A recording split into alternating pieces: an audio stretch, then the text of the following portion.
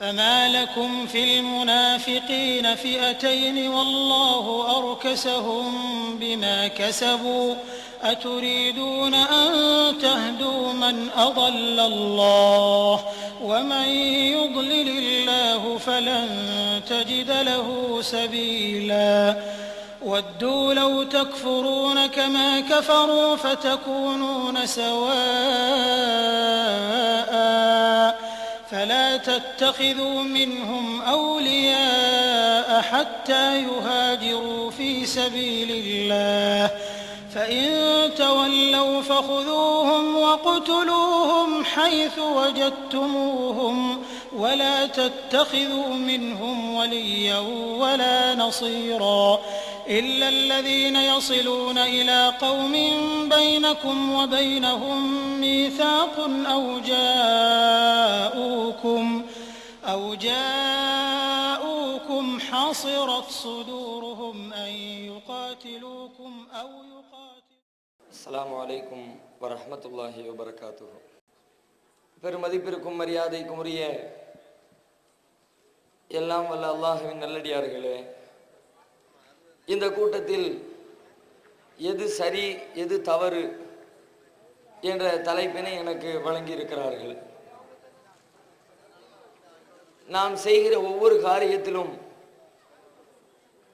சரியானது தவறானது என்ற இரண்டு பாதைகள் இருப்பதை நாம் அறிந்துதான் இருக்கிறோம்.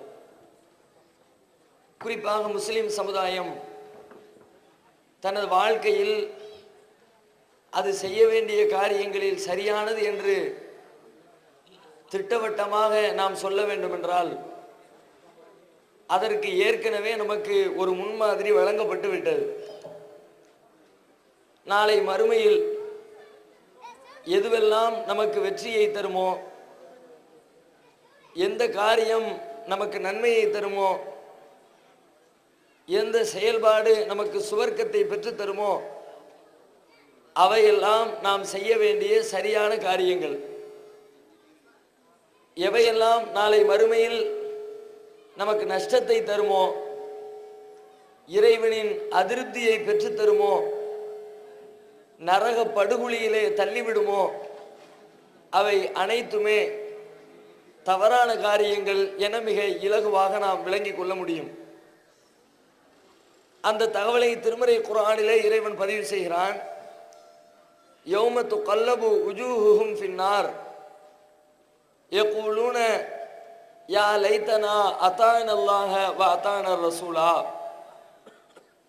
நரக நெருப்பிலே போட்டு சில முகங்களை புரட்டப்படுகிற அந்த நாளில் அவர்கள் சொல்லுவார்களாம், யா லைத்தனா அதானல்லாஹ வ அதானர் ரசூலா, எங்களுக்கு ஏற்பட்ட கை சேதமே, நாங்கள் அல்லாஹ்வுக்கு கட்டுப்பட்டிருக்க வேண்டுமே, அல்லாஹ்வுடைய தூதருக்கு கட்டுப்பட்டிருக்க வேண்டுமே. இன்னா அத்தானா சாதத்தனா வ குபராஅனா ஃபஅலல்லுன சபீலா, எங்களின் பெரியவர்களுக்கும் எங்களின் நல்லோர்களுக்கும் நாங்கள் கட்டுப்பட்டோம், அவர்கள் எங்களை வழிகெடுத்து விட்டார்களே. ரப்பனா ஆத்திஹிம் லிஃபைனி மினல் அதாப், எங்கள் இறைவா, எங்களை வழிகெடுத்த அந்த பாவிகளுக்கு நீ 2 மடங்கு வேதனையை வழங்கிடுவாயாக என்று நரகத்தில் கிடக்கிற மக்கள் புலம்புவார்கள் என திருமறை குர்ஆனிலே அல்லாஹ் ரப்புல் ஆலமீன் சொல்லித் தருகிறார். இந்த ஒரு வசனத்திலே சரியான காரியங்கள் எது, தவறான காரியங்கள் எது என்பதனை மிக அழகாக கோடு கிழித்து இறைவன் பிரித்து நமக்கு சொல்லித் தருகிறான். அல்லாஹ்வுக்கு கட்டுப்படுதலும் அல்லாஹ்வுடைய தூதருக்கு கட்டுப்படுதலும் சரியான காரியங்கள்.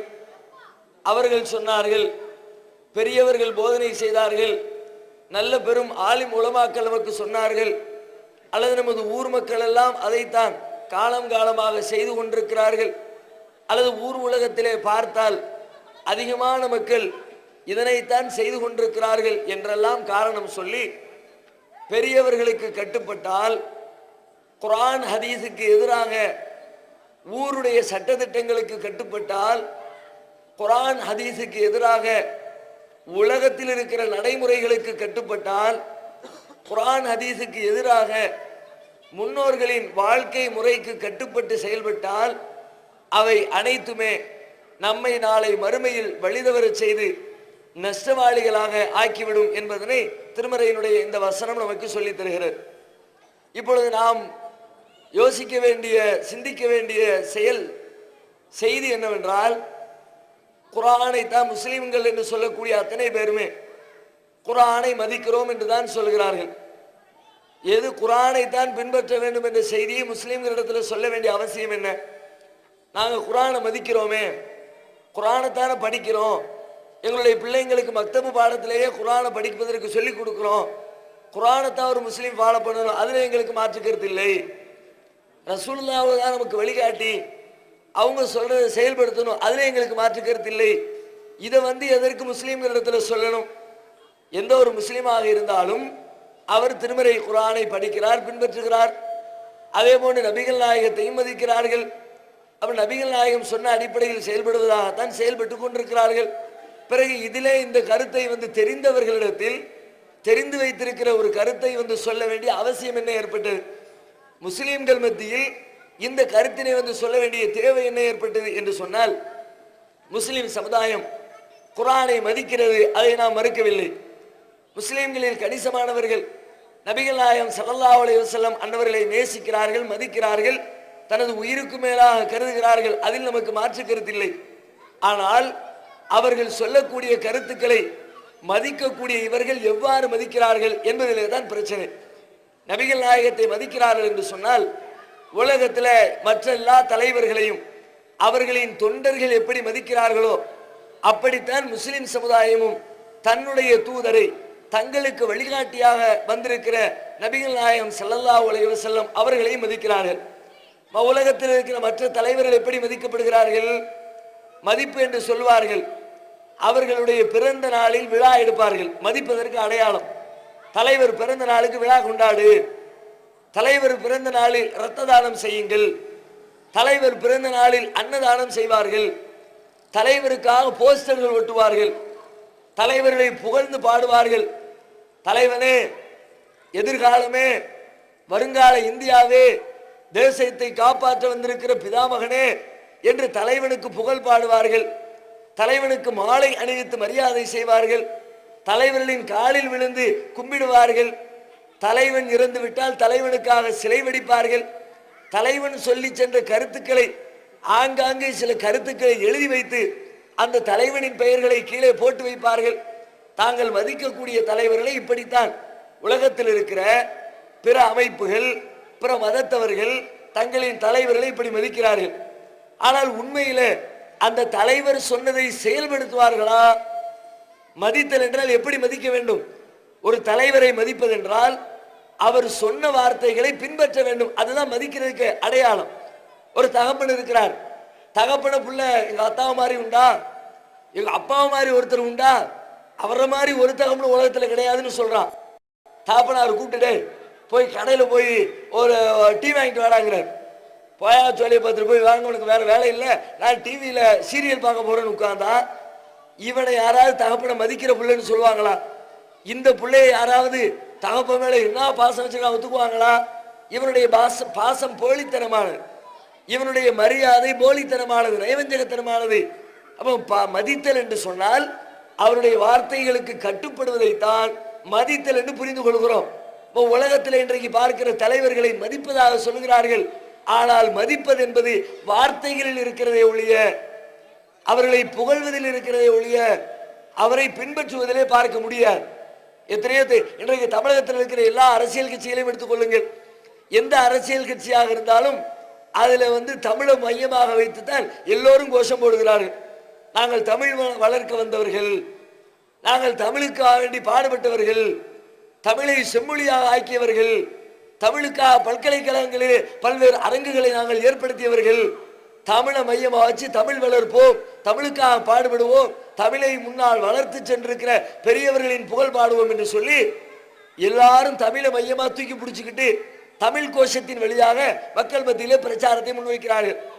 அந்த தமிழுக்கு அவர்களுக்கு கிடைத்திருக்கிற ஒரு தலைவர் திருவள்ளுவர். திருவள்ளுவர் தமிழுக்கு நிறைய பாடுபட்டு இருக்கிறார், தமிழ் தொண்டாற்றி இருக்கிறார். அவர் நான் 7 வார்த்தைகளுக்குள்ளே எழு கடலை புகட்டி இருக்கிறார். ஏழைகள் வார்த்தைக்கு 700 பக்கத்தில் விளக்கம் கொடுக்கிற அளவிற்கு பல்வேறு செய்திகளை அந்த 7 வரிகளுக்குள்ள சொல்லி இருக்கிறார் என்று சொல்லி திருக்குறளை பற்றி பேசுகிறார்கள். திருவள்ளுவரை புகழ்கிறார்கள். திருவள்ளுவர் எப்படி குடும்ப வாழ்க்கை நடத்தினார் என்று சிலாகித்து மேடைகளில் முழங்குகிறார்கள். திருவள்ளுவருக்காக விழா எடுக்கிறார்கள். யாரேனும் ஒருவர் குழந்தைகள் திருவள்ளுவருடைய அந்த திருக்குறளை மனப்பாடம் பண்ணி ஒப்பித்தால் மாதா மாதம் அந்த குழந்தைகளுக்கு உதவித்தொகை கொடுக்கிறார்கள். திருவள்ளுவருக்காக சிலை எடுத்து நடுக்க நிலையிலே நிறுத்தி வைக்கிறார்கள். வச்சிருக்கிறாங்களா இல்லையா கன்னியாகுமரியில? அப்படி எல்லாம் செய்கிறார்கள்.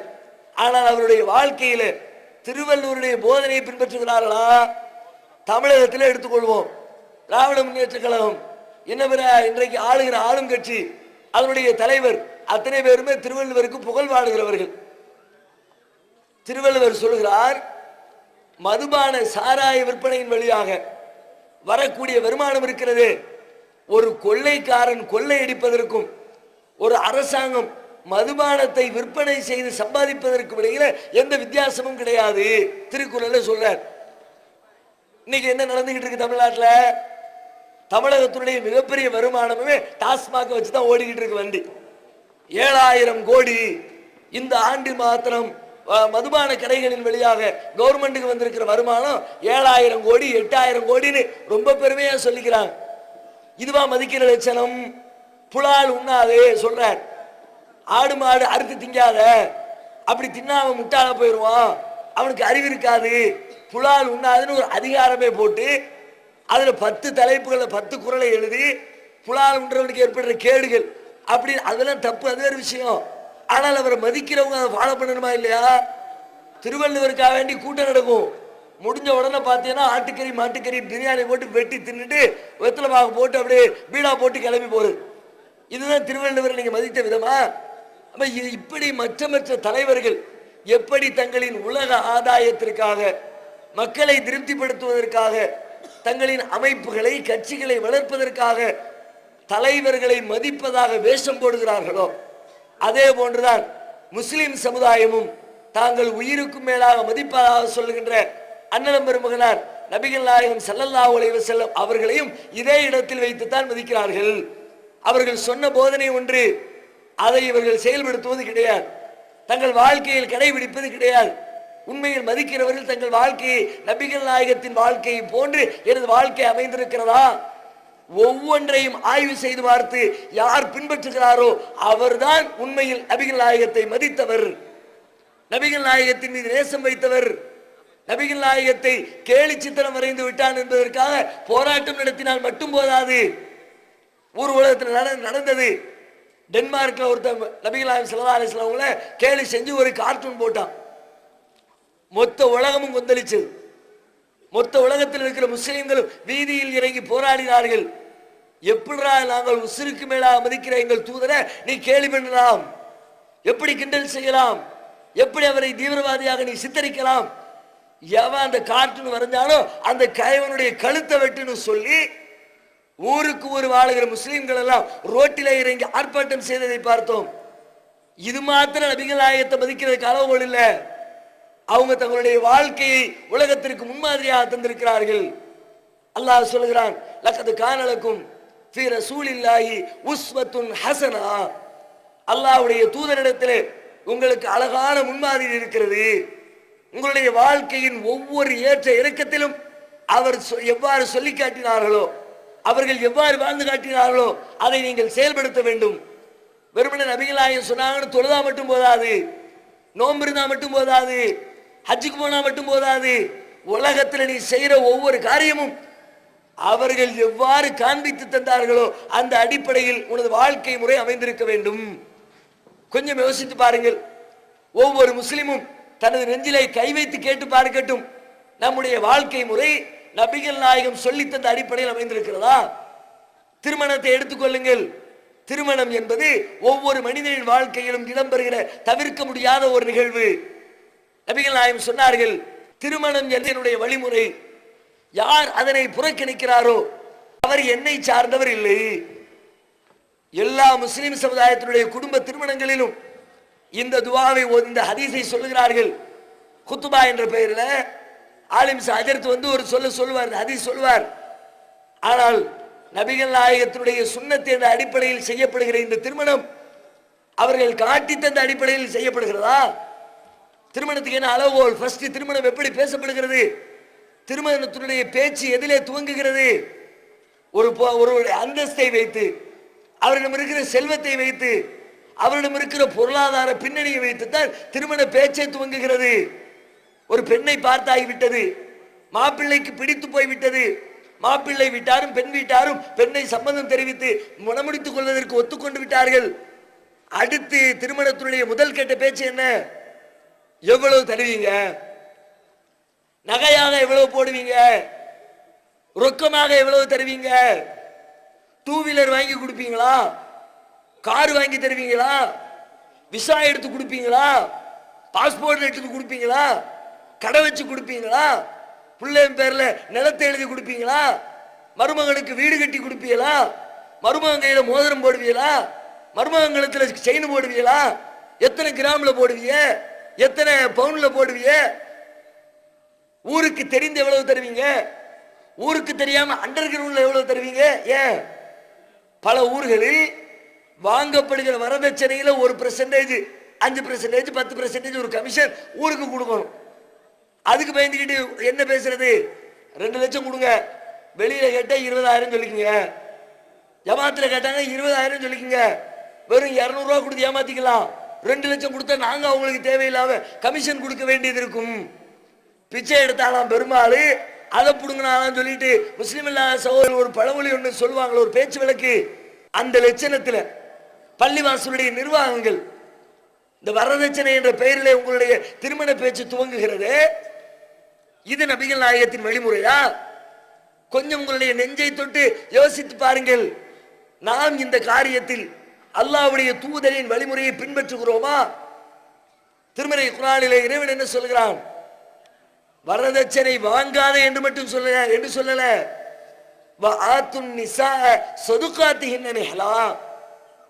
ஆண்களே, நீங்கள் ஒரு பெண்ணை மணமுடிப்பதாக இருந்தால் அந்த பெண்ணுக்கு மகர் என்ற மனக்கொடையை கொடுத்து விடுங்கள். அந்த பெண்ணுக்கு நீங்கள் பணம் கொடுத்து அவளை நீங்கள் திருமணம் செய்யுங்கள். கல்யாணம் முடிக்கிற ஆம்பளை பொம்பளைக்கு கொடுத்து விட்டு கல்யாணம் முடிக்கிறீங்க.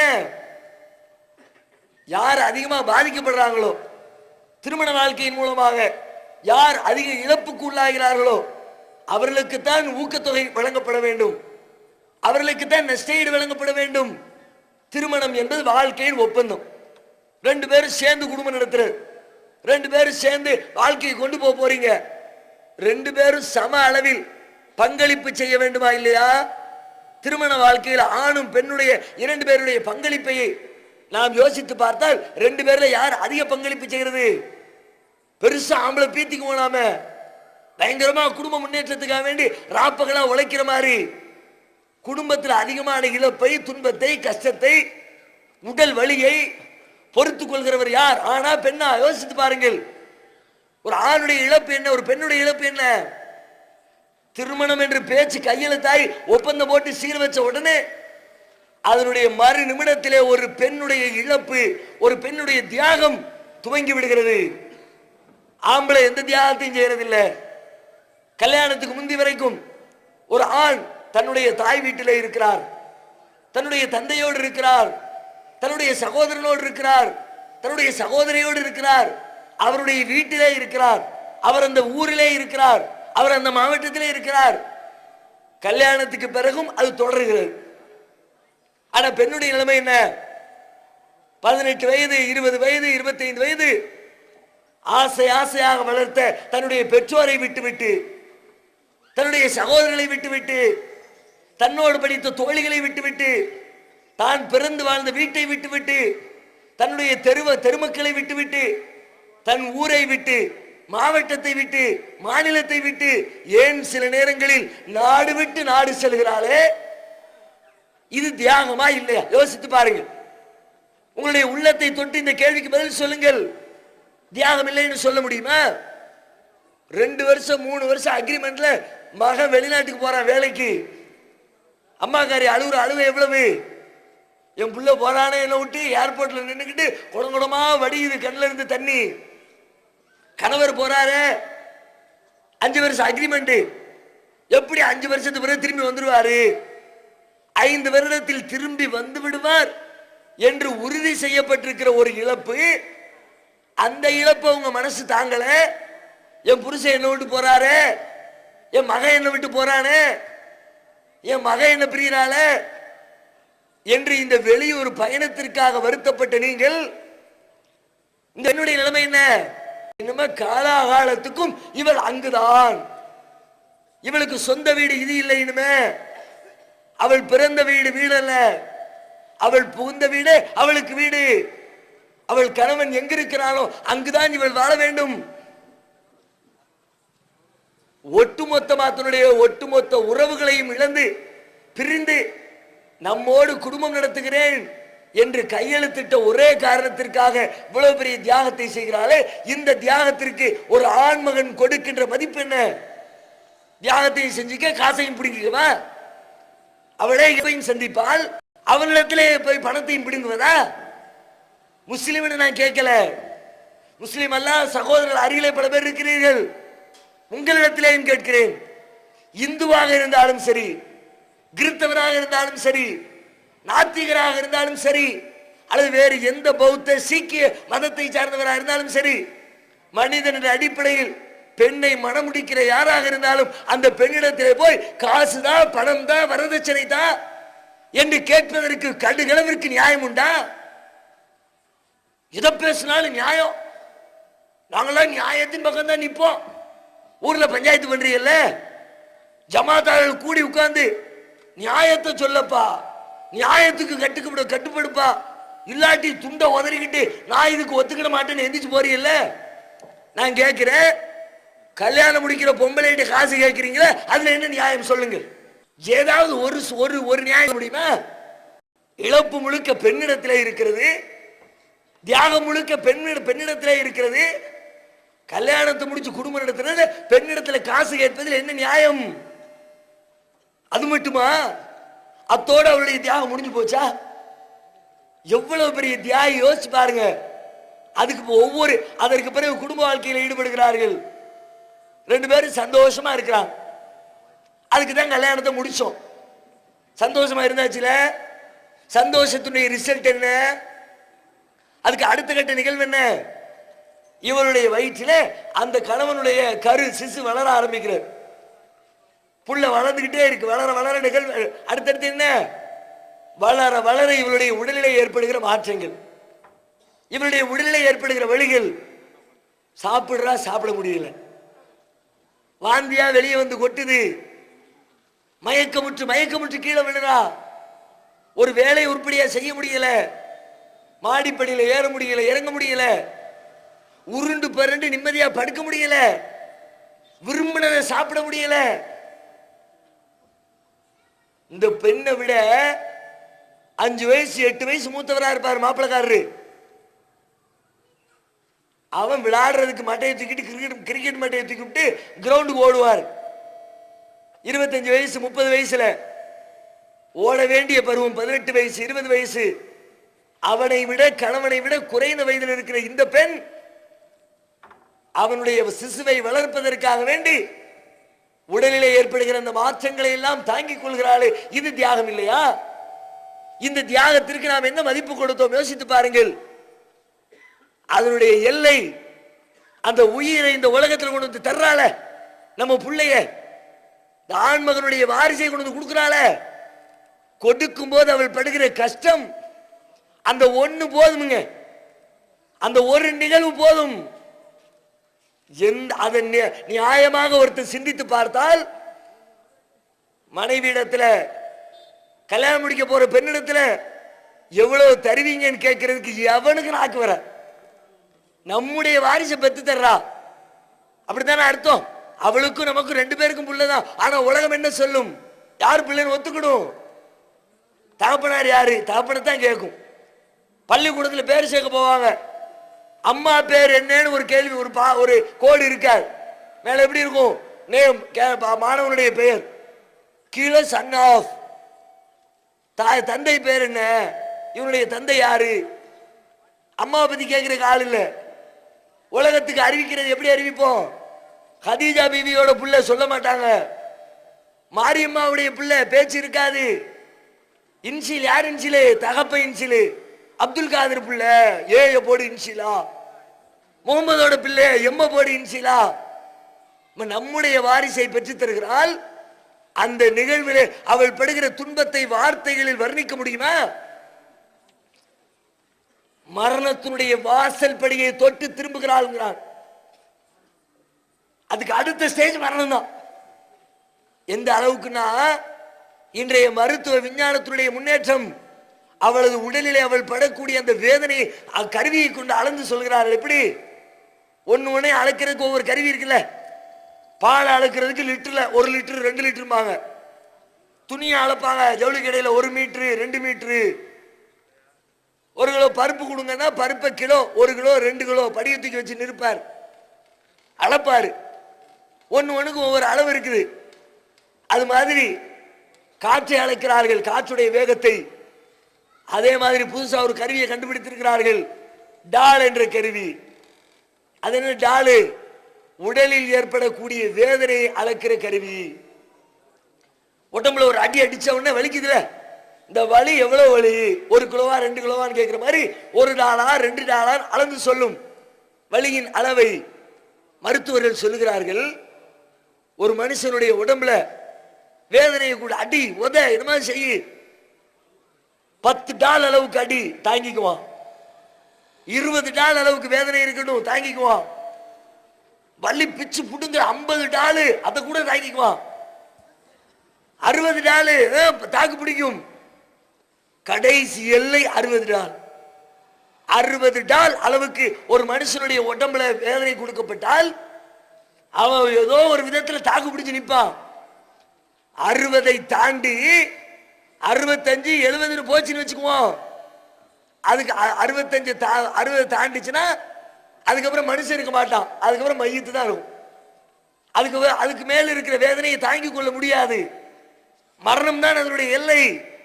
மருத்துவர்கள் அளந்து சொல்கிறார்கள், ஒரு மனிதனின் உடல் தாங்குகிற வேதனையின் அளவு 60 டால். எல்லாத்துக்கும் சரிசமமா இப்படிதான் இருக்கும் சராசரியா. ஆனால் ஒரு பெண் அவள் தனது கருவை, உயிரை, தனது பிள்ளையை பிரசவிக்கின்ற அந்த பிரசவ வலியின் வேதனை எவ்வளவு தெரியுமா? அவளுடைய உடலில் ஏற்படக்கூடிய டாலின் அளவு தெரியுமா? 20 டாலா, 30 டாலா, 50 டாலா, அதிகபட்சம் 60 டாலா. சுபஹானல்லாஹ், 60 தாண்டி 70 தொடுகிறாள். அவளுடைய உடலில் ஏற்படுகிற வலி தாங்க முடியாதுங்கிற டாக்டர். அது மெடிக்கல் மிராக்கிள் தான், அற்புதம் தான், இறைவனின் ஆற்றலால் நடக்கக்கூடிய நிகழ்வு தான். அதனால தான் சில பெண்கள் தங்களுடைய உடலில் அதற்கு போதிய வலுவில்லாத காரணத்தினால் பிரசவ நேரத்திலே மரணத்தை தழுவதை பார்க்கிறோம். பிள்ளையை கொடுத்துவிட்டு அவ உசுர விட்டுறா. ஏன்? அதில் ஏற்படக்கூடிய வேதனையின் அளவு அப்படி.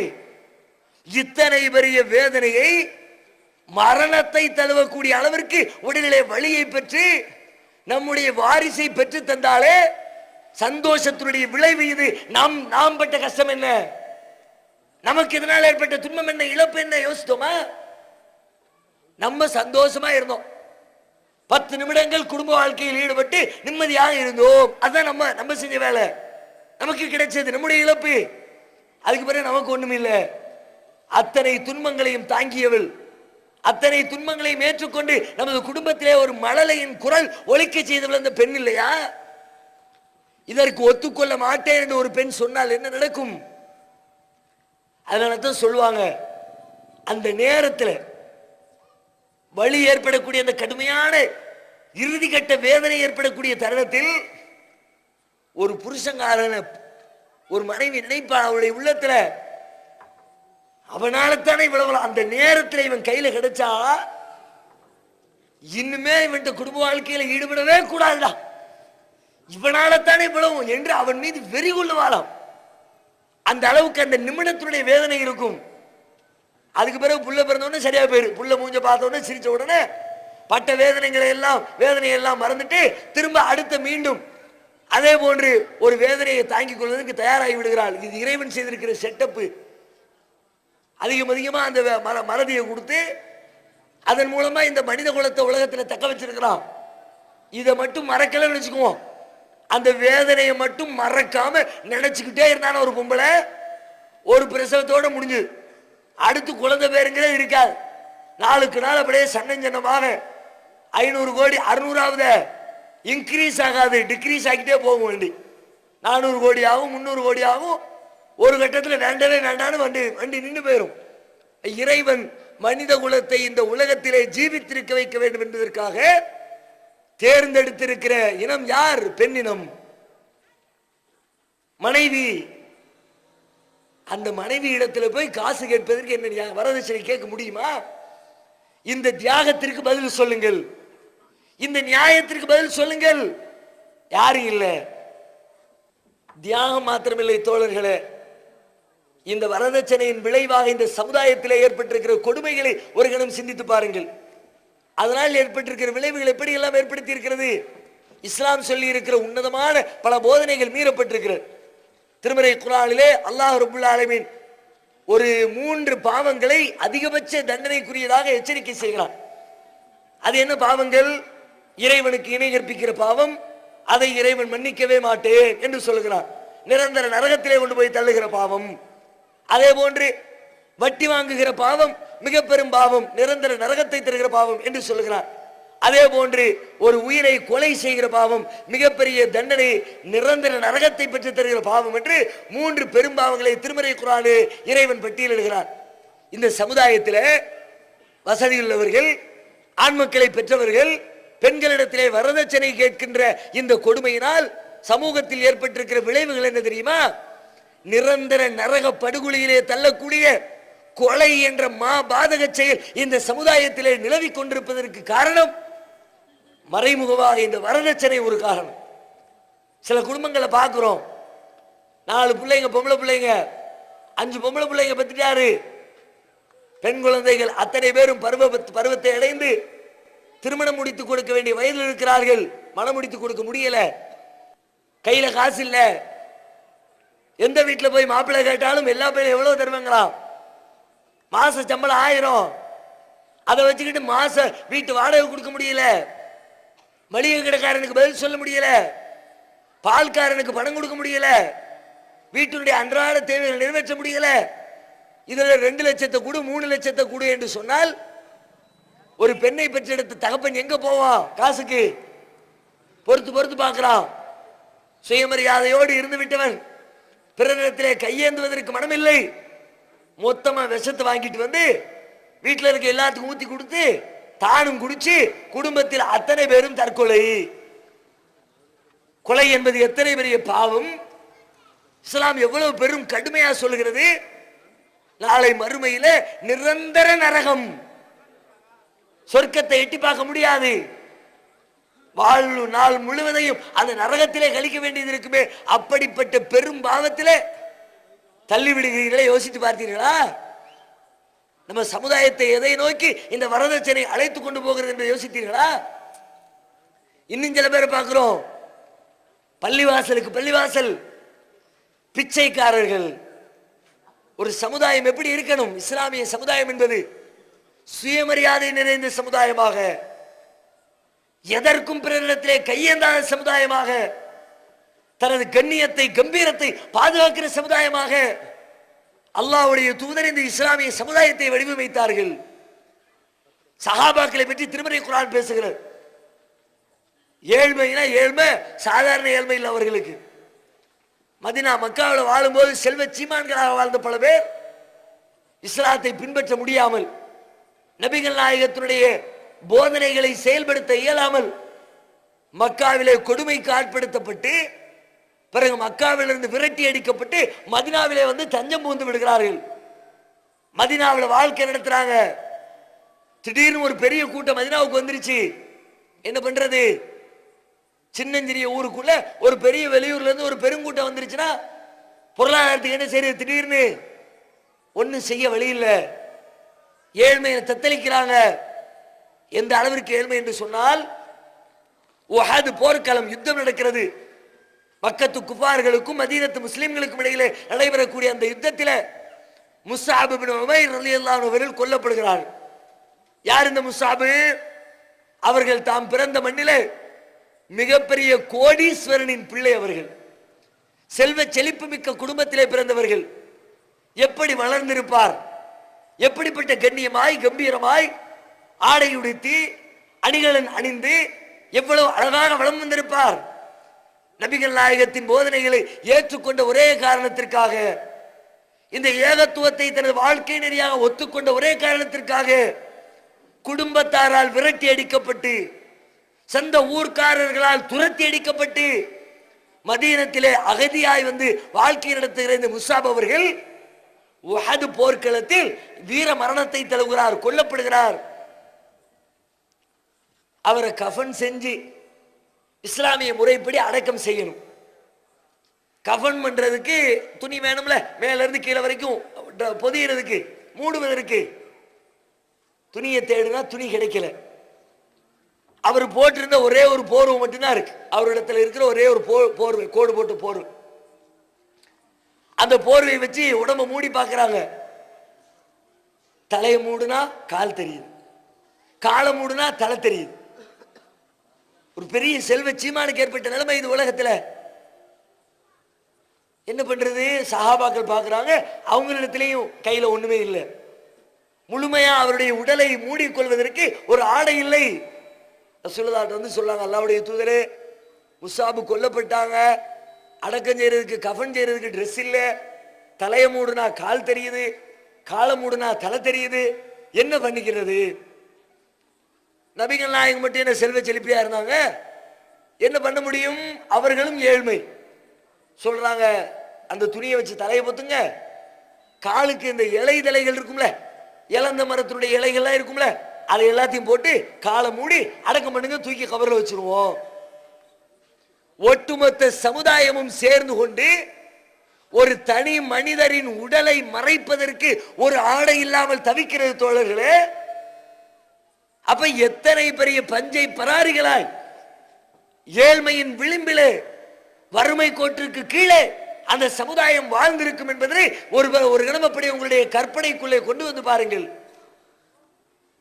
நபிகள் நாயகத்துடைய ஏழ்மையை வார்த்தையில சொல்ல முடியாது. இன்னைக்கெல்லாம் நாம அவர்களை விட பல்லாயிரம் கோடி மடங்குகள் வாழ்வை நாம் அனுபவித்துக் கொண்டிருக்கிறோம், உலக இன்பத்தை. நபிகள் நாயகத்துடைய மனைவி சொல்கிறார்கள், எங்களை ஒரு மாதம் கடந்து செல்லும், எங்கள் வீட்டில் அடுப்பு எரிக்கப்பட்டிருக்காது, 2 மாத காலம் ஆகும், அடுப்பு பத்த வச்சிருக்க முடியாது. சில நேரங்களில் 3 மாதங்கள் வீட்டில் அடுப்பு பத்த வைக்கல. பத்த வைக்கலன்னா என்ன அர்த்தம்? வெளியில ஹோட்டல்ல போய் வாங்கி சாப்பிட்டு அர்த்தமா? அன்னைக்கு ஹோட்டலே கிடையாது. பத்த வைக்கிறதுக்கு ஒன்றும் சாமான் இல்லை. ஏதாவது அரிசி பருப்பு இருந்தாதான் அடுப்பை பத்த வச்சு சோறாக்கி திங்க முடியும். ஒண்ணும் இல்லை. அந்த பாலைவனத்திலே விளையக்கூடிய பேரித்தம்பழங்கள் சிலதை எடுத்து வாயிலே போடுவோம், ஒரு டம்ளர் தண்ணி எழுதி குடிப்போம், முடிஞ்சு போச்சு எங்களுடைய வயிற்று பசிக்கு. அதுதான் தீர்வு. மாதக்கணக்கில் பேரித்தம்பளத்தை சாப்பிட்டு தன் வாழ்க்கையை நடத்துகிற அளவிற்கு வறுமையின் கோர பிடியிலே அந்த சமுதாயம் சிக்கி கிடக்கிறது. ஆனால் அந்த சமுதாயத்தில் பள்ளிவாசல தான் இருப்பாங்க சஹாபாக்கள், வீடு இல்லைன்னு ஒண்ணு. நபிகள் நாயகம் சொல்றதை கேட்டுக்கிட்டு, அந்த பயானை கேட்டு குறிப்பெடுத்துக்கிட்டு மனசுல நிப்பாட்டிக்கிட்டு வரக்கூடிய மக்களுக்கு சொல்லிக்கொண்டு இப்படியே காலம் ஓடும். வெளியூர்ல இருந்து யாராவது வருவாங்க, இவங்களை பத்தி எதுவுமே தெரியாது. வந்து பார்த்தா அவங்க இவரை நினைத்துக் கொள்வார்களாம், ஜாயிலு அக்னியா மினத் தஅஃஃபுஃபி. அவர்களை பற்றி அறியாதவர்கள் யாரேனும் அங்கே வந்தால் அவர்களை பார்த்து விட்டு, இவங்கெல்லாம் பெரிய பெரிய லேண்ட் போல இருக்குது, பெரும் பெரும் பணக்காரங்க போல இருக்கு, நிலபலங்கள் சொத்து பத்துக்கெல்லாம் இருக்கும், தோட்டத்தெல்லாம் இருக்கும் போல இருக்கு, அதனால தான் இங்கே வந்து கிடக்கிறாங்க. ஒண்ணுமில்லாதவர்கள், சோற்றுக்கு திண்டாடியவர்கள், வயிற்று பசிக்கு வழி இல்லாதவர்கள், மேனியை மறைக்கு ஆடை இல்லாதவர்கள், வெளியிலிருந்து வர்றவங்க சொல்லுவாங்களா, நல்ல வசதியான ஆட்கள் போல இருக்குப்பா, அதனால தான் இங்க பள்ளியாசல்லே உட்கார்ந்து இருக்கிறாங்க, நம்மகிட்ட யார்ட்டையும் கையேந்தல, சோத்துக்கு வழி இல்லாத ஆளா இருந்தா யாராவது ஒருத்தர் வெளியில நல்ல செல்வ செழிப்போடு வந்துட்டா பிச்சையை தட்டை தூக்கிட்டு ஓடுவாங்கல்ல, ஏன் சாமி 2 ரூபா போடு 10 ரூபா போடுன்னு சொல்லிவிட்டு வயிறு பசிக்குதுன்னு. அதுவும் கேட்கல. ஆட்கள் இருக்கிற தோரணையை பார்த்தா பெரிய ஆட்கள் போல இருக்குது, பணக்காரர்கள் போல இருக்குது. நபிகள் நாயகம் ஸல்லல்லாஹு அலைஹி வஸல்லம் அவர்கள் உருவாக்கிய சமுதாயம் அப்படி. சுயமரியாதைனா அப்படி ஒரு சுயமரியாதை. என்ன நேர்ந்தாலும் சரி பிறரிடத்திலே கையேந்தி யாசிக்கின்ற பழக்கம் என்பதே அவர்களுக்கு கிடையாது. அப்படி ஒரு சமுதாயத்தை ரசூலுல்லாஹ் உருவாக்குறாங்க. ஆனால் இன்றைக்கு இந்த இஸ்லாமிய சமுதாயம் இந்த அநீதியான வரதட்சணை என்ற கொடுமையினால் எப்படிப்பட்ட சமுதாயத்தை உருவாக்கி இருக்கிறது. பள்ளிவாசலுக்கு பள்ளிவாசல், ஒவ்வொரு நேர தொழுகைக்கு பிறகு, ஒவ்வொரு வார ஜும்மாவிற்கு பிறகு கையேந்து நின்று பாவா அஸ்ஸலாமு அலைக்கும், ஏதாவது தர்மம் போடுங்க, குமர் காரியம், 2 பிள்ளைகளை வச்சிருக்கிறேன், உதவி செய்யுங்க கேட்கிற சூழலை ஏற்படுத்தி இருக்கிறது. கண்ணியமான சமுதாயத்தில் பிச்சைக்காரர்களை உருவாக்கி இருக்கிறது இந்த வரதட்சணை. கொஞ்சம் அந்த இடத்துல உங்களை வச்சு யோசிங்க. உங்களுக்கு காசு பணத்தை கொடுக்கிறவங்க எல்லாம் பெரிய பெரிய செல்வந்தம் கொடுக்கல, ஆயிரக்கணக்கான பேர் பிச்சை எடுத்து கொடுக்கிறார்கள். இந்த காசு தேவையா உனக்கு? வரதட்சணை வாங்கக்கூடிய தகப்பனை பார்த்து கேட்கிறேன், தாயை பார்த்து கேட்கிறேன், எவனோ ஒருத்தன் எடுக்கிற பிச்சை காசு உனக்கு பங்கு வேணுமா? மனுஷன் திருடி கூட பொழைச்சிருவாங்க சில பேர். ஆனா அடுத்த விட கை கட்டி நிக்கிற பல பேருக்கு வெக்கமா இருக்கும். இது பெரிய கௌரவமான தொழில்னு சொல்லியா போய் நின்று பிச்சை எடுக்கிறான்? அது ஒரு பெரிய ஆபீசர் உத்தியோகம்பா, அதனால போய் நான் டெய்லி 2000 ரூபாய் பிச்சை எடுத்துட்டு வர்றேன்னு சொல்லிவிட்டு ஒரு பெரிய கண்ணியத்துக்காக எடுத்துட்டு வர்றான். வேற வழி இல்லாம எடுக்கிறான். இப்படிப்பட்ட ஒரு சமுதாயத்தை இந்த வரதட்சணை உருவாக்கி இருக்கிறத யோசித்தீர்களா? இப்படி ஏராளமான பாதிப்புகளை, இழப்புகளை, மார்க்க ரீதியான மாற்றங்களை, கொடுமைகளை இந்த சமுதாயத்தில் இந்த வரதட்சணை உருவாக்கி இருக்கிறது. அதையெல்லாம் விட பெரிய கொடுமை என்ன தெரியுமா? ஒரு கண்ணியமான சமுதாயத்துக்கு அளவுகோல் தங்களுடைய பாலியல் உறவுகளை, தேவைகளை ஒழுக்கமான அடிப்படையில் கணவன் மனைவி என்ற லிஸ்டுக்குள்ள வச்சுக்கணும். அதை தாண்டி வேலி தாண்டி போகக்கூடாது. வேலி தாண்டி போறது யாருக்குமே பிடிக்காது. பிச்சை எடுக்கிறத ஒத்துக்கிறவங்க கூட, வரதட்சணையை ஒத்துக்கொள்கிறவர்கள் கூட, அதை வாங்க வேண்டும் என்று நிர்பந்தப்படுத்துகிறவர்கள் கூட, தாம் பிள்ளைக்கு பாம்பேல ரெட் லைட் ஏரியால இருந்து பொண்ணு எடுப்பாரா? அவரும் தெளிவாக இருக்கிறார். ஓடுகாலிக்கு பிள்ளை கொடுக்க கூடாது, ஓடுகாலி சமுதாயத்தில் இருக்கக்கூடாது. எங்கேயாவது நடந்துருச்சுன்னு வச்சுக்கோ, ஊருக்குள்ள சில நேரங்கள மாதிரி தப்பு தண்டனை நடக்கிறது உண்டு. வீட்டுக்கு வந்த பால்காரரோடு டெய்லி பார்த்து பார்த்து பழகணுமா, அதனால 2 பேரும் பார்த்து பார்த்து காதல் வந்து கூட்டிட்டு போயிட்டாரு. கேபிள்காரர் டெய்லி மாசம் மாசம் வருவாரா? வீட்டு உள்ள வரைக்கும் வருவாரா? அடுப்படி வரைக்கும் வருவாரா? அதுல ஏற்பட்ட பழக்கத்துல வேலி தாண்டியாச்சு, படி தாண்டியாச்சு. சமுதாயத்தை பார்க்கணுமே, கொந்தளிக்கும். தப்பு நடந்துருச்சு, விசாரணை கமிஷன் வை, பஞ்சாயத்தை கூட்டு, நாட்டாமை கூப்பிடு, ஜமாத்தை கூப்பிடு, என்னன்னு விசாரணை பண்ணு. வேற மத்த 1000 பிரச்சனை இருக்கு, கண்டுக்க மாட்டான். யாராவது எங்கேயாவது எவனோடையாவது லிங்க் ஆயிடுச்சு, அது மட்டும் இவனுக்கு அல்வா தின்ன மாதிரி. அந்த பிரச்சனையை பேசி முடிக்காத வரைக்கும் இவனுக்கு தூக்கமே வராது. என்னன்னு விசாரணை கமிஷன் வைக்கக்கூடிய இளைஞர்களை பார்த்து கேட்கிறேன், அதற்கு யார் காரணம்? இந்த வரதட்சணை காரணம் இல்லையா? வரதட்சணையை நீங்கள் கேட்டதின் விளைவு பல குடும்பங்கள்ல கொடுக்க முடியல. தகப்பனாருடைய சம்பளம் கம்மி, பொறுத்து பொறுத்து பார்க்கிறா ஒரு பிள்ளை, அவளுக்கும் வயசு ஏறிக்கிட்டே போகுது, சுற்றுச்சூழல் வேலை ரொம்ப கெடுக்குது. எதை திரும்பினாலும் எங்க திரும்பினாலும் அவளுடைய உணர்வுகளை தூண்டி விடுது. ஒரு பத்திரிகையை புரட்ட முடியல, ஒரு பேப்பரை படிக்க முடியல, ஒரு டிவி சேனலை மாற்ற முடியல. எந்த முசீபத்தை திறந்தாலும் எல்லா இடத்துலையும் ஒரு ஆட்டம், பாட்டம், குத்தாட்டம், மயிலாட்டம், குரகாட்டம்.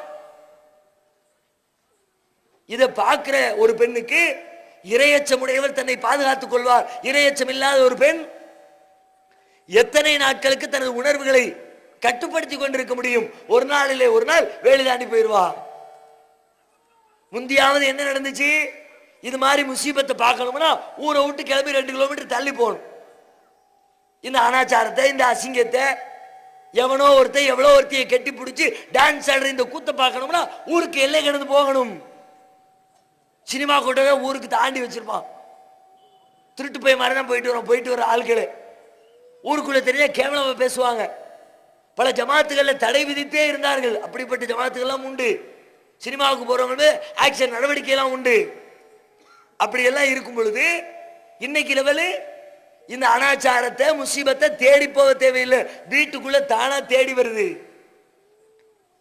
கை பட்டனை அமுக்க அமுக்க ஆட்டமும் பாட்டமும் டிஃபரெண்ட் ஆகிக்கிட்டே இருக்குது. திரைப்படம் என்று எதுவெல்லாம் ஒளிபரப்பப்படுகிறதோ திரைப்படத்துடைய மொத்த கான்செப்டே ஒண்ணுதான், ஒரே ஒரு கான்செப்ட் தான். டோட்டலா எங்க சுத்தினாலும் சரி வித்தியாசமான திரைப்படம், தமிழக வரலாற்றிலே புதுமையான கருத்து, புதுமையான கோணம், 1000 சொல்லுவான். என்ன சொன்னாலும் சரி ஒரே ஒரு கான்செப்ட் தான், ஆம்பளை பொம்பளை மேட்டர். இதான மொத்த திரைப்படத்துடைய வரலாறு. அப்படித்தானே வச்சிருக்க. இந்த லட்சணத்தில் இருக்கும்போது ஒரு பெண் எத்தனை நாட்களுக்கு 25 வயது 30 வயதை தொற்றிருக்கிற பொழுது தனது உணர்வுகள் மதிப்பளிக்கப்படவில்லை என்று ஏங்குவாளா இல்லையா? அப்ப சில நேரங்களில் இந்த கூத்து நடக்கும். இந்த கூத்திற்கு அதுக்காண்டி அதை நான் நியாயப்படுத்தல, சரி காணல, போன செஞ்சு சரிதான் சொல்ல வரல. அந்த தவறுக்கு யார் காரணம்? வரதட்சணை கேட்டு நீங்கள் ஒரு காரணம் இல்லையா? மறுமையில் அல்லாஹ் தனியா பிரிச்சிருவான். வம்தாசுல் யௌம் அய்யுல் முஜ்ரிமூன், பாவிகளே இன்றைக்கு நீங்கள் தனியாக பிரிந்து நில்லுங்கடா. உலகத்திலே விபச்சாரம் பரவுவதற்கு மறைமுக காரணமாக இருந்தவர்கள் நீங்கள். சுயமரியாதை குறைந்து பிச்சைக்காரர்கள் பெருகுவதற்கு காரணமாக இருந்தவர்கள் நீங்கள். கொலை கொள்ளை பெருகுவதற்கு காரணமாக இருந்தவர்கள் நீங்கள். உனக்கு தனியா விசாரணை இருக்குன்னு அல்ல ஒதுக்கி வச்சு விசாரிப்பான். அன்னைக்கு என்ன பதில் சொல்ல போகிறோம்? இதை செய்யாதீங்க நாங்க சொல்றோம், இது தப்பு தவறு. உன் வாழ்க்கையில திருமணத்துல வரதட்சணை வாங்குறது தப்பு. ரசூலுல்லாஹ் கொடுக்கத்தான் சொன்னாங்க, வாங்க சொல்லல. நீ வாங்கினா உன் குடும்ப வாழ்க்கை நாசமாகும். வாங்கி அப்ப வீட்டை வித்து ஒரு அப்பன் தன் பிள்ளைய கல்யாணம் முடிச்சு கொடுத்திருந்தால் அப்பனை நடுத்தருவில் நிப்பாட்டிட்டு இவ குடும்ப வாழ்க்கையில் ஈடுபட்டிருப்பா. இந்த பெண் அந்த குடும்பத்திற்கு விசுவாசமா இருப்பாளா? இருக்க முடியுமா? அவ உள்ளத்துல என்ன ஓடும்? மாமியாருக்கு மருமகளுக்கு சண்டை சண்டைங்கிறம ஏன் பல இடங்களில் மருமகள் மாமியாரை ஒத்துக்கொள்வதில்லை? இதுக்கெல்லாம் நம்ம அப்பனை தெருவில் நிப்பாட்டுறதுக்கு இவரான காரணம். அதை நினைக்கிறாவ. இவ கேட்ட வரதட்சணையை கொடுக்க முடியாம தானே நம்ம அத்தா இத்தனை வருஷமா வாழ்ந்த வீட்டை வித்து இன்னைக்கு வீடு இல்லாம தெருவில் நிக்கிறாரு. உங்க குடும்பம் சந்தோஷமா இருக்குன்னு நினைப்பு வருமா அவளுக்கு? உங்களுக்கு பணிவிடை செய்ய வேண்டும் என்ற உணர்வு வருமா அவளுக்கு? இதை சொன்னா ஏன்டா கொந்தளிக்கிறிய? விபச்சாரத்தின்பால் தள்ளிவிடக்கூடிய பாவத்தை செய்யாத. அதுக்கு ஒரு கூட்டம் போட்டா அவங்க கூட்டம் போடாத. என்ன கூட்டம் போடாத? அப்படி என்ன சொல்ல வர்ற? அதை சொல்லு. அப்ப நீ என்னதான் சொல்ல வர்ற? விபச்சாரத்தின் வாசலை அடையுங்கள் அப்படின்னு நாங்க பேச போறோம். அடைக்காத நீ சொன்ன அப்ப உனக்கு எங்கேயோ லிங்க் இருக்குது, அப்படிதான் நினைக்க வேண்டியது இருக்கு. எங்க அப்படிதான் தோணுது. எங்க அறிவாகத்தான் சொல்லுது விபச்சாரம் பாவங்கிறோம், அதை செய்யக்கூடாதுங்கிறோம், அதுக்கான வாசலை தடுத்து வைங்கிறோம். இவன் அதை சொல்லாதுங்கிறான இவனுக்கு ஏன் குத்துது? இவன் குட்டு வெளியே வந்துருமுன்னு பயப்படுறான் போல இருக்குது. அப்படிதான் நினைக்க வேண்டியது இருக்கு.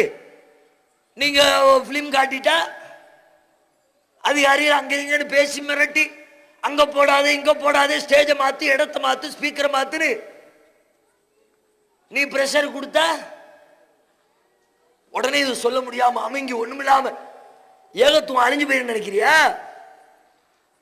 இறைவன் தன் திருமறையிலே சொல்லுகிறான், யுரீதுன லியுத்ஃபிஉ நூரல்லாஹி பிஅஃவாஹிஹிம் வல்லாஹு முத்திம்மு நூரிஹி வலவ் கரிஹல் காஃபிரூன்.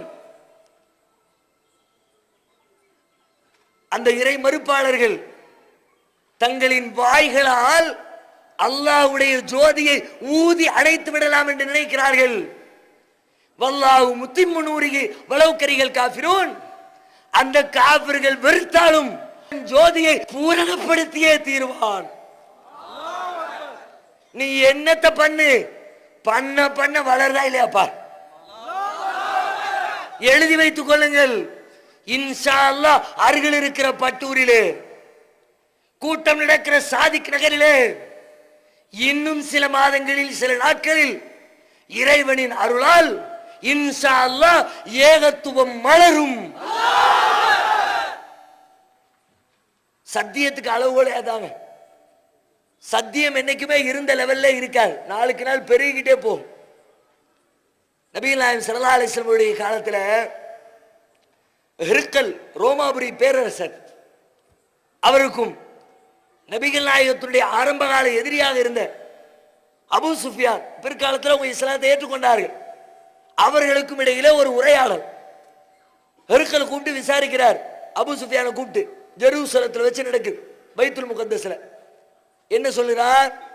முஹம்மதுன்னு ஒருத்தர் தன்னை நபி என்று மக்காவில் சொல்லிக் கொண்டிருக்கிறாரு. அந்த ஊர்ல இருந்து நீங்க வந்திருக்கிறீங்க, அவரை பத்தி எனக்கு கொஞ்சம் டீட்டெயில் தேவைப்படுது, விவரத்தை சொல்லு. சில கேள்விகளை கேட்டு நபிகள் நாயகம் கொண்டு வந்திருக்கிற மார்க்கம் சரியா தவறா, அவர் இறை தூதர் என்பது உண்மையா பொய்யா என்பதனை அவர்கள் முடிவெடுப்பதற்காக வேண்டி சில கேள்விகளை முன்வைக்கிறார். நிறைய கேள்வி கேட்கிறார். அதுல ஒரு கேள்வி கேட்கிறார், அவர் கொண்டு வந்த மார்க்கம், அதனை பின்பற்றுகிறவர்கள் நாளுக்கு நாள் வளர்ந்து கொண்டே இருக்கிறார்களா, அல்லது ஏற்கனவே ஏற்றுக்கொண்டவர்கள் குறைந்து கொண்டே இருக்கிறார்களா? அப்ப இவர் சொல்கிறார், நாளுக்கு நாள் அது வளர்ந்துகிட்டே தான் போகுது, குறைஞ்ச மாதிரி தெரியல. இது ஒரு பெரிய ஆச்சரியமுங்க. என்ன ஆச்சரியம்? ஏகத்துவம் என்று சொன்னால் அந்த சத்தியம் எது வளரும் எது தேயும்? சாதாரணமா உங்க அறிவுப்படி சிந்தித்து பார்த்தால் எது வளர்வதற்கு எல்லா வாய்ப்புகளும் இருக்கிறதோ அது வளரும். எது வளர்வதற்கு நிறைய முட்டுக்கட்டைகள் இருக்கிறதோ அது வளரக்கூடாது, தடை பெறும். ஏகத்துவம் வளர்வதற்கு வாய்ப்பு இருக்குதா, வளராமல் போவதற்கு வாய்ப்பு இருக்குதான்னு பார்த்தா அது வளராம இருக்கிறதுக்கான காரணங்கள் உலகத்தில் நிறைய இருக்கு. ஏன்? இதுக்குள்ள ஒருத்தன் வந்துட்டாங்கன்னா அவங்க அதை வைத்துக் கொண்டு காசு சம்பாதிக்க முடியாது, இதை வச்சு தன்னை பெரிய ஆளாக மாற்றிக்கொள்ள முடியாது.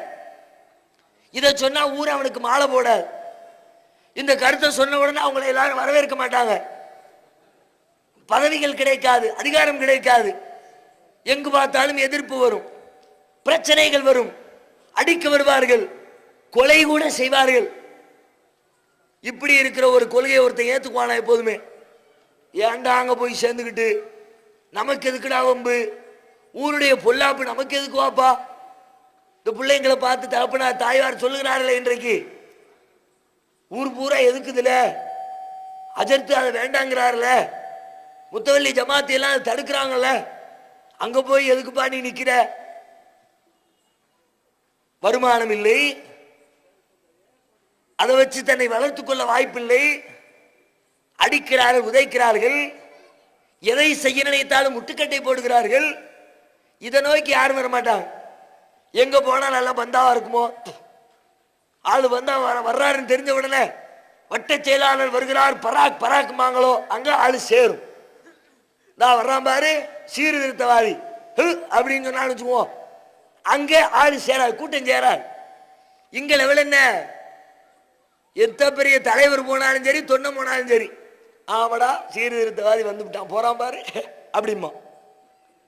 எத்தனை நாளைக்கு இதை தாங்கிக்கிட்டு இருக்க முடியும்? சத்திய கொள்கையில உறுதிப்பாடு கொண்டிருக்கிற ஒரு ஏகத்துவாதி இதையெல்லாம் பார்த்து கலங்க மாட்டான், வருத்தப்பட மாட்டான், யோசிக்க மாட்டான். இதை பார்த்து மக்கள் வரக்கூடாது. ஆனால் ஆச்சரியமா இருக்கு, எப்படி வர்றாங்க? அல்லாஹ்வுடைய நாட்டம், அல்லாஹ்வுடைய அருள், அதுதான் சத்தியத்துக்கு அளவுகோல். அது மாதிரி இங்க சத்தியம் சொல்லப்பட்டால் அந்த சத்தியம் நாளுக்கு நாள் பெருகி கொண்டே இருக்கும், வளர்ந்து கொண்டே இருக்கும். நீ எதிர்க்க எதிர்க்க இந்த ஏகத்துவம் இன்னும் வீரியமாக ஆழ விருட்சத்தை போன்று வளர்ந்து கொண்டே இருக்கும். அண்ணல பெருமகனார் நபிகள் நாயகம் ஸல்லல்லாஹு அலைஹி வஸல்லம் அவர்கள் சொல்லி தந்திருக்கிற காரியங்களை செயல்படுத்தி கொண்டிருக்கிறோம். அவற்றை யார் செய்கிறாரோ அவர் சரியான காரியங்களை செயல்படுத்துகிறார். நபிகள் நாயகத்தின் போதனைகளை யார் புறக்கணிக்கிறாரோ அவர் தவறான வழிமுறைகளில் புறக்கணிக்கிறார். எனவே சரியானதை பின்பற்றி இம்மையிலும் மறுமையிலும் வெற்றி பெறுவதற்கு முயற்சிப்போமாக. அல்லாஹ் ரப்பல் ஆலமீன் நம் அனைவருக்கும் அதற்குரிய நல்லருளை தந்தருள்வானாக. அல்லாஹ்